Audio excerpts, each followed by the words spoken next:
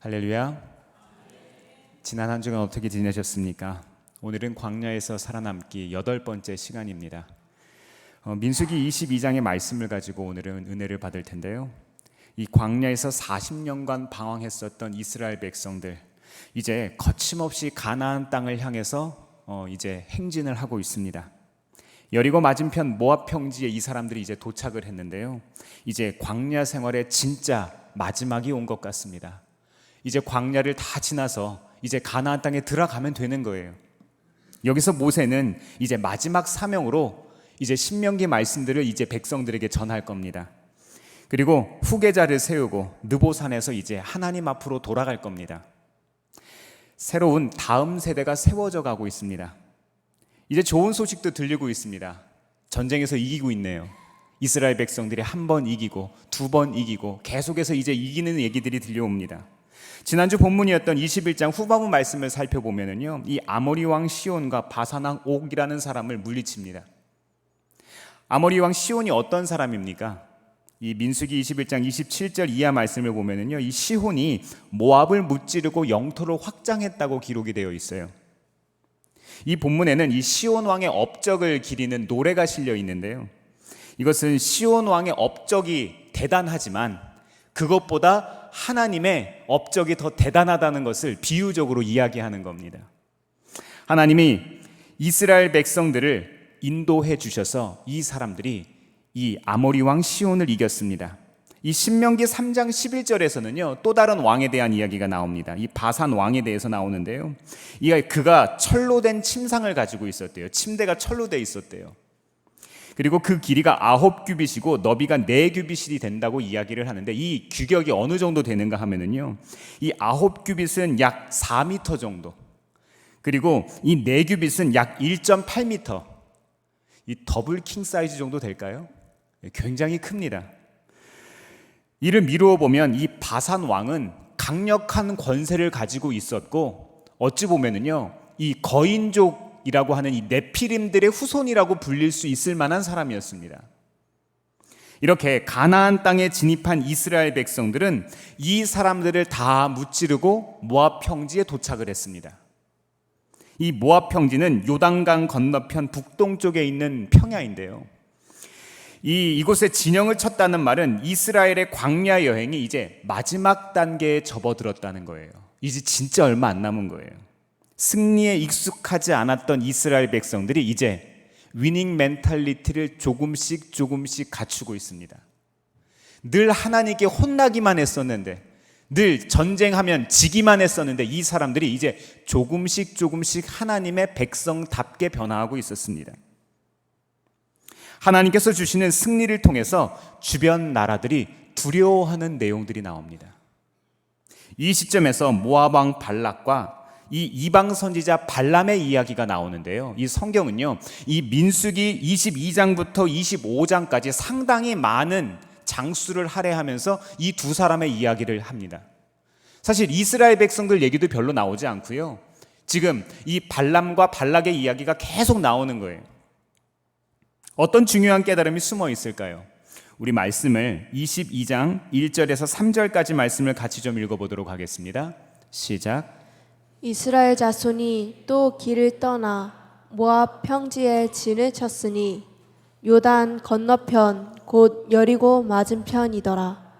십볼의 아들 발락이 이스라엘이 아모리인에게 행한 모든 일을 보았으므로 모압이 심히 두려워하였으니 이스라엘 백성이 많음으로 말미암아 모압이 이스라엘 자손 때문에 번민하더라. 아멘. 이 첫 번째로 우리가 광야와 같은 세상에서 살아남기 위해서 무엇을 기억해야 할까요? 하나님의 시각으로 우리를 바라볼 수 있어야 합니다.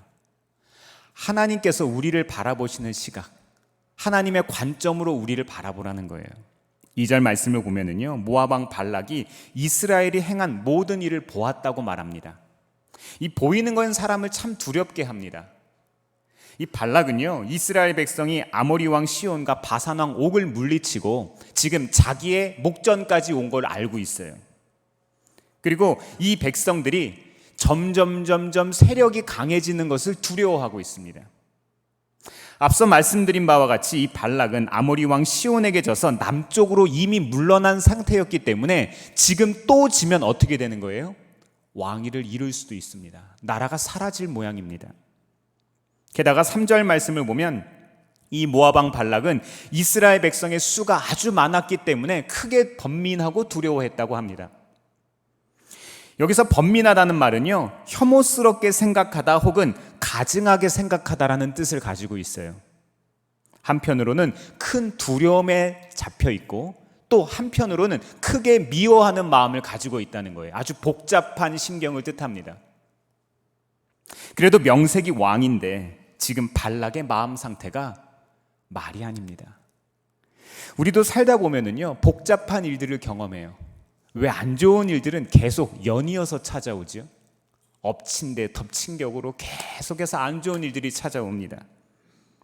짝이 되어서 나타납니다. 이 발락이 바라보는 이스라엘 백성들의 모습은 어떠했을까요? 4절 말씀에 보니까요, 이스라엘의 큰 무리가 마치 소떼가 들판의 풀을 모두 먹어치우는 것처럼 보였다고 했습니다. 이런 큰 힘을 가졌대요. 이스라엘 백성들은요, 과거의 자신들을 메뚜기 떼에 비교했죠. 그런데 오늘 이 메뚜기 떼가 소떼로 변했습니다. 모압 왕 발락은 이스라엘을 강력한 소떼에 비유하면서 자기를 비교합니다. 저는 이 발락의 시각을 보면서 가데스 바네아 사건이 생각났어요. 이 38년 전에 있었던 이 사건, 민수기 13장 33절 말씀 제가 읽어드리겠습니다. 거기에서 우리는 또 네피림 자손을 보았다. 아낙 자손은 네피림의 한 분파다. 우리는 스스로가 보기에도 메뚜기 같았지만 그들의 눈에도 그렇게 보였을 것이다.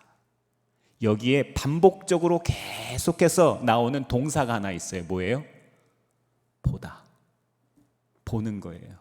우리는 보는 것 때문에 믿음이 흔들립니다. 우리는 보이는 것 때문에 비교하게 되고요. 우리는 보이는 것 때문에 실수하고 넘어집니다.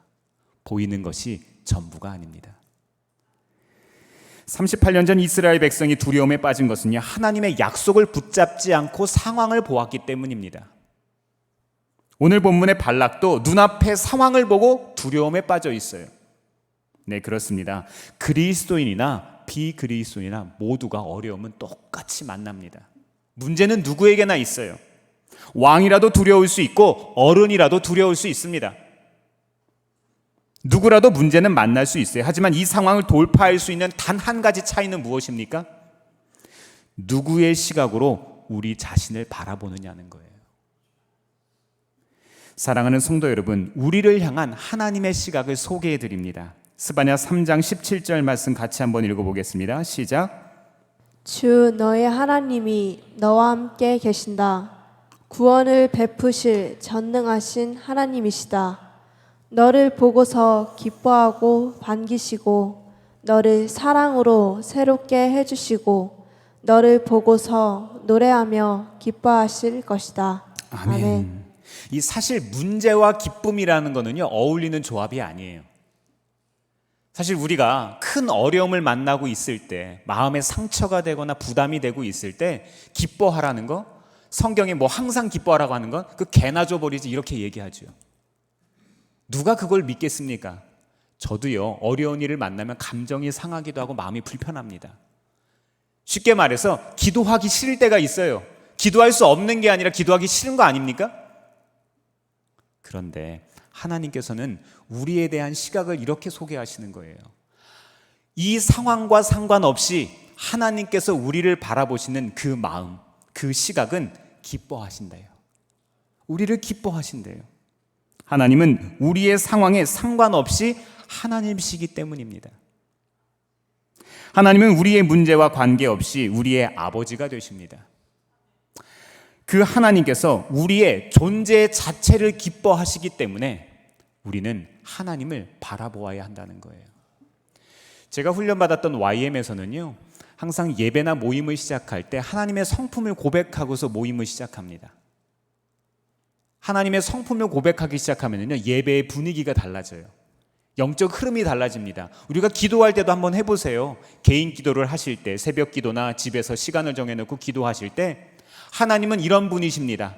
하나님은 나에게 이런 일을 하셨습니다.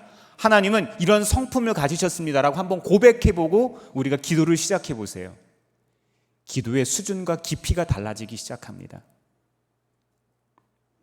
하나님이 그 하나님께서 우리와 함께 하시기를 원하십니다. 우리의 삶에 심히 두려운 일이 있어도, 우리 스스로를 메뚜기처럼 여기는 일이 있어도, 상대방과 나를 비교해서 상대가 솥대와 같이 강력한 힘을 가진 내가 어떻게 조절할 수 없는, 통제할 수 없는 상황을 만나더라도 하나님은 여전히 하나님이십니다. 하나님의 시각으로 우리를 바라보면 길이 열립니다. 이런 하나님, 이렇게 좋은 하나님 의지하시기를 바랍니다. 이 두 번째로, 광야와 같은 세상에서 살아남기 위해서 우리가 무엇을 기억해야 할까요? 하나님은 모든 상황을 주관하십니다. 이 발락은요, 위기를 극복하기 위해서 먼저 강가 부도로에 있는 발람이라는 사람을 모셔오려고 합니다. 이 5절 말씀을 보면은요, 이 발람이라고 하는 선지자의 고향이 이 유프라테스 강 유역의 부돌이라고 했습니다. 이 모압 땅에서 유프라테스 강까지는요 600km가 넘는 먼 거리예요. 서울에서 부산보다 더 먼 거리예요. 이렇게 먼 곳에서 사람 모셔오려면 얼마나 돈이 들어야 할까요? 얼마나 수고를 해야 할까요? 마다하지 않고 기꺼이 지금 모셔오려고 하고 있습니다. 그만큼 이 발람이라는 이방 선지자는 영향력 있고 아주 강력한 사람이었다는 거예요. 유명한 사람이었을 거예요. 이 모압왕 발락에 따르면 발람이 복을 빌면 누구든지 복을 받고 발람이 저주하면 누구든지 저주를 받는다고 합니다. 그래서 발람을 불러서 이스라엘 백성을 저주해 주기를 부탁한 겁니다. 이때 발락은 이스라엘에게 대해 다음과 같이 말합니다. 6절입니다. 함께 읽겠습니다. 시작. 이제 오셔서 나를 보아서 이 백성을 저주하여 주시기 바랍니다. 그들은 너무 강해서 나로서는 도저히 감당할 수 없습니다. 그렇게만 해주신다면 나는 그들을 쳐 부수어서 이 땅에서 쫓아낼 수 있을 것입니다. 그대가 복을 비는 이는 복을 받고 그대가 저주하는 이는 저주를 받는다는 것을 나는 알고 있습니다. 아멘. 네, 이에 모압의 장로들과 미디안의 장로들이 이 복채를 들고 이 선지자를 찾아갑니다. 이 모압에서부터 600km 이상 먼 길을 가서 이 사람을 겨우겨우 찾아가요. 발람은 사신들을 맞이한 후에 여기서 밤을 좀 지내라고 합니다. 왜 그랬을까요? 신탁을 듣기 위한 거죠. 소위 하나님의 음성을 들으려고 하는 거예요. 이때 당시에 이 꿈과 환상은 신탁을 받는 아주 중요한 방법이었습니다. 이 8절 말씀에 보니까요, 발람은 사신들에게 여호와께서 내게 이르시는 대로 이런 말을 해요. 좀 이상하죠. 이방 선지자인데 여호와의 말씀, 하나님의 말씀을 듣겠다고 합니다. 놀라운 일입니다. 이 메소포타미아를 고향으로 하는 이방 선지자인데 이 사람이 하나님을 압니다. 고레스도 하나님을 알았죠. 바로도 하나님을 알았죠. 우리 하나님은 역사를 주관하시는 하나님이십니다. 그리고 발람은 자신을 가리켜서 여호와 하나님의 뜻을 백성에게 전달하는 사람으로 본문에서 이야기합니다. 9절 말씀을 보니까요, 이런 발람에게 하나님은 너와 함께 있는 이 사람들이 누구냐 이렇게 이야기합니다. 이 사람들이 누구냐요? 몰라서 당연히 질문하신 것은 아니겠죠. 하나님께서 아시고 말씀하신 거겠죠. 이 상황, 이 질문에 대한 대답은요, 이 상황을 주관하는 사람이 누구냐는 거예요. 저 사람들이 듣고 싶은 것을 네가 대답해 줄 것이냐, 저 사람들을 보낸 왕이 원하는 대답을 너희가 들려줄 것이냐, 아니면 지금 너에게 음성을 들려주는 내 의견과 뜻을 전달할 것이냐, 너는 어디에 속해 있는 사람이냐고 하나님께서 물어보시는 거예요. 근본적인 질문입니다. 하나님께서 이 상황을 주관하고 계신다는 그 뜻을 이 선지자에게 하나님이 이야기하고 계십니다. 하나님은 이스라엘 백성들을 공격하지 말라고 말씀하셨어요. 그렇게 하면 안 된다는 거예요. 그러면서 이스라엘 백성은 복을 받은 자들이라고 선언하십니다. 우리는 복을 받은 사람들입니다. 눈에 보이지는 않지만 다른 사람들과 비교했을 때 별다른 게 없으시다고요? 아니요, 그렇지 않습니다. 우리는 충분히 복을 받은 사람들입니다. 우리는 하나님의 은혜를 입은 사람들이에요. 민수기 22장 12절 말씀 함께 읽어보겠습니다. 시작. 하나님이 발람에게 말씀하셨다. 너는 그 사신들과 함께 가지 말아라. 이집트에서 나온 그 백성은 복을 받은 백성이니 저주하지도 말아라. 아멘. 하나님께서 이렇게 친히 말씀하셨으니 이 사신들을 따라가면 됩니까? 안 됩니까? 안 되는 거예요. 그랬으면 안 됩니다. 이스라엘을 저주해서도 안 되는 거예요. 네, 그렇습니다. 하나님은요, 모든 상황을 주관하시는 분이십니다. 하나님은요, 그리스도인도 비그리스도인도, 하나님은 교회 안도 교회 밖도 모든 것들을 주관하십니다. 예나 지금이나 하나님은 여전히 하나님이시고요, 미국 땅에서도 한국 땅에서도 하나님은 여전히 하나님이십니다. 악한 이방인 선지자를 사용해서도 하나님의 백성을 지키시는 분이십니다. 눈에 보이는 상황이 전부가 아니라는 거예요. 하나님께서 역사를 주관해 오신 길들을 한번 가만히 생각을 해보세요. 하나님께서 이 세상을 어떻게 다스려 오셨는지를 가만히 한번 생각해 보세요. 역사 속에서 수많은 불의와 죄악들을 통해서도 하나님은 하나님의 사람들을 사용해 오셨습니다. 모든 것은 하나님이 다스리십니다. 사랑하는 성도 여러분, 우리의 눈앞에 어려움이 있다고 해서 그것이 전부가 아니라는 거예요. 그 어려움 너머에 있는 하나님의 뜻과 목적과 계획을 발견하시기를 바랍니다. 그 이면에서 일하시는, 때로는 나 스스로가 메뚜기처럼 보이고 모든 상황이 솥대와 같이 부담스럽게 보일지라도 하나님의 섭리하심을 신뢰하시기를 바랍니다. 하나님에 대한 믿음이 있다면 하나님의 때에 하나님의 방법으로 분명히 역사하실 겁니다. 세 번째로, 광야와 같은 세상에서 살아남기 위해서 우리는 무엇을 기억해야 할까요? 하나님의 사람은 목적이 분명해야 합니다. 바른 목적이 있어야 하나님께서도 우리를 통해 일하십니다. 하나님의 말씀 때문에 발람은요, 이스라엘 백성을 저주해달라는 요청을 거절합니다. 대단하죠. 그래도 이 이방인 선지자가 하나님의 말씀을 듣습니다.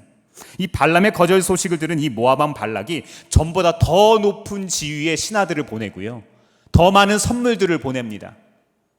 게다가 이 발람이 제안을 거절한 이유가 더 많은 재물을 원하기 때문이라고 생각하고 이 사람의 마음을 사기 위해서 많은 노력을 합니다. 저주만 해줄 수 있다면 원하는 것들은 무엇이든지, 뭘 준다고요? 무엇이든지 주겠다고 이야기하는 거예요. 어디서 많이 들어본 이야기 아니에요? 우리 얘기잖아요.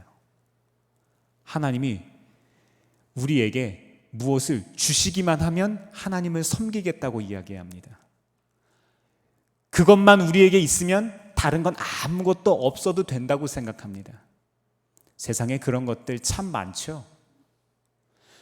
그런 것들 한번 생각해 보세요. 우리가 지금 정말로 중요하게 생각하고 가치 있다고 생각하는 게 과연 10년 뒤에도 그럴까요? 20년 뒤에도 그럴까요? 저희 아들이 그러더라고요. 저희 아들이 참 기특하게도 초등학교 6학년 동안 핸드폰, 스마트폰을 가지지 않고 시간을 보냈어요. 그래서 이제 6학년에서 중학교 1학년 올라가는 그 겨울방학 때 이 생일을 맞이해서 제가 그때 당시에 제일 최신형 아이폰 프로 모델을 제가 사줬어요. 아이고, 그냥 얘기를 해버렸네요. 네, 아이폰이라고 했어야 되는데, 네, 어쨌든, 네. 근데 처음에 얘가 학교에 그걸 들고 갔더니 친구들이 웅성웅성 하더래요. 야, 그냥 모델도 아니고 프로 모델을 아빠가 사줬어? 이렇게 얘기하면서 자기도 괜히 좋았던 거예요. 기뻤던 거예요. 자기가 6년 동안 참았던 거를 아마 보상받는 느낌이었나 보죠. 근데 요즘에 얘기하더라고요. 벌써 2년이 지났거든요. 아빠, 더 좋은 게 많아요. 유통기한이 1년이라는 거예요. 유통기한이 1년밖에 안 돼요. 그때는 정말 좋아 보였는데 그 다음 모델이 나오고 이제 조금 있으면 그 다음 모델을 또 공개하는 거예요. 네, 맞습니다. 우리가 이 세상에 정말로 가치 있다고 생각하는 것들이요, 겨우 1년짜리, 2년짜리, 3년짜리, 길어야 10년짜리 유통기한을 가졌습니다. 이 세상에 영원한 것은 아무것도 없습니다. 사랑하는 성도 여러분, 우리의 삶에 영원한 것이 없다는 것, 이것을 우리가 꼭 기억하시고 하나님만이 영원하신 분이라는 믿음을 가지시기를 바랍니다. 18절 말씀을 보니까요, 이 발람이 여호와 내 하나님이라고 이야기합니다. 이 이방인 선지자라는 사실을 고려해 볼 때 대단히 놀라운 표현이죠. 이 얼핏 보기에는 진정한 하나님의 선지자 같습니다. 그런데 과연 그럴까요? 이 19절 말씀 제가 읽어드리겠습니다. 그대들은 오늘 밤은 이곳에서 묵으십시오. 주님께서 나에게 무엇을 더 말씀하실지 알아보겠습니다. 지금 뭐 얘기하는 거예요? 이 발람이라고 하는 이 선지자가 다시 한번 하나님의 음성을 듣겠다고 이야기를 하는 거예요. 근데 한번 생각해 보세요. 이미 하나님께서 12절 말씀을 통해서 하나님의 뜻을 분명하게 얘기를 하지 않으셨습니까? 저주하지도 말고 따라가지도 말라고 하나님께서 분명히 얘기를 했어요. 얘기했는데 또 물어본다는 건 뭐예요? 바꾸고 싶은 거예요. 그렇게 안 하고 싶은 거예요. 그렇게 할 수 없는 것이 아니라 안 하고 싶은 겁니다. 발람은 하나님의 참된 선지자가 아니었습니다. 그는 하나님의 말씀보다 내 상황이 우선이었습니다. 아마 눈앞에 보이는 그 사람들이 나에게 줄 것들을 기대했겠죠. 내가 이렇게 하기만 하면 내게 따라오는 그 유명세, 내 그 명예, 이 재물들, 이것 바라봤겠죠. 하나님께서 무슨 말씀을 더 하실지 알아보겠다는 것 자체가 하나님의 뜻보다 내 방법이 더 옳다고 이야기하는 것 아닙니까? 내가 원하는 메시지를 확신할 때까지 젊게 뽑기를 계속하겠다는 거예요. 옛날에 혹시 그거 기억하세요? 나무 가지를 꺾어서 한다, 안 한다, 한다, 안 한다, 한다, 한다, 한다, 한다, 한다. 이렇게 하고 있는 거예요, 지금. 그런데 하나님은 다시 질문하는 발람에게 놀랍게도 그들과 함께 가도록 허락을 하세요. 민수기 22장 20절입니다. 시작. 그날 밤에 하나님이 발람에게 오셔서 말씀하셨다. 이 사람들이 너를 부르러 왔으니 너는 일어나 그들과 함께 가거라. 그러나 내가 너에게 하는 말만 하도록 하여라. 아멘. 아멘. 하나님께서 지금 뜻을 바꾸신 겁니까? 겉으로 보기에는 뜻을 바꾸신 것처럼 보여요. 그렇지만 그 속을 들여다보면 어떤 의미가 숨어 있습니까? 따라는 가지만 여전히 그렇게 하지 말라는 거예요. 처음에도 두 번째에도 모두 하나님께서 원하시는 것은 분명했습니다. 하나님께서 상황을 허락하셨다고 해서 모든 것이 허용된 게 아니에요. 여러분, 할 수 있다고 모든 것을 하지 마세요. 우리는요, 할 수 있기 때문에 죄를 짓습니다. 우리는 때와 시를 가려서 말씀하시는 하나님의 음성에 귀를 기울여야 합니다. 발람은 오직 하나님께서 명령하신 말씀을 전해야만 했는데, 오직 하나님의 뜻만을 전해야 했는데, 결국 발람이 가서 할 수 있는 것은 하나님의 말씀을 전하는 것이어야만 했는데, 이스라엘 백성을 이 사람이 저주하려고 떠났습니다. 사랑하는 성도 여러분, 하나님의 사람은 목적이 분명해야 합니다. 3살짜리 아이들에게 칼을 쥐어줄 수는 없습니다. 할 수 있다고 모든 것을 해서도 안 됩니다. 우리는 눈에 보이는 것이 아니라 눈에 보이지 않는 영원한 것을 붙잡고 사는 존재들이기 때문입니다. 고린도후서 4장 18절은 이렇게 말씀합니다. 우리는 보이는 것을 바라보는 것이 아니라 보이지 않는 것을 바라봅니다. 보이는 것은 잠깐이지만 보이지 않는 것은 영원하기 때문입니다. 영원한 가치를 붙잡는 우리들이 되시기를 바랍니다. 보이지 않는 것을 바라보고 믿고 살아간다는 것 사실 쉬운 건 아니에요. 우리 사람들은요, 눈에 보이거나 이렇게 잡히는 걸 좋아하죠. 안정감이 더 있잖아요, 그치요? 만져지는 게 있어야, 그치요? 은행에 빚을 갖다 주더라도, 이자 갖다 주더라도 내 집 하나 있어야 되잖아요, 그치요? 요즘에 자동차 공유해서 쓰는 시스템이 얼마나 잘 돼 있어요. 대중교통도 얼마나 잘 돼 있어요. 그런데도 내 차 하나는 가지고 있어야 되잖아요. 통장 잔고 얼마 이상은 가지고 있어야 되잖아요. 하지만 저는 요즘에 한 가지 깨달음을 얻습니다.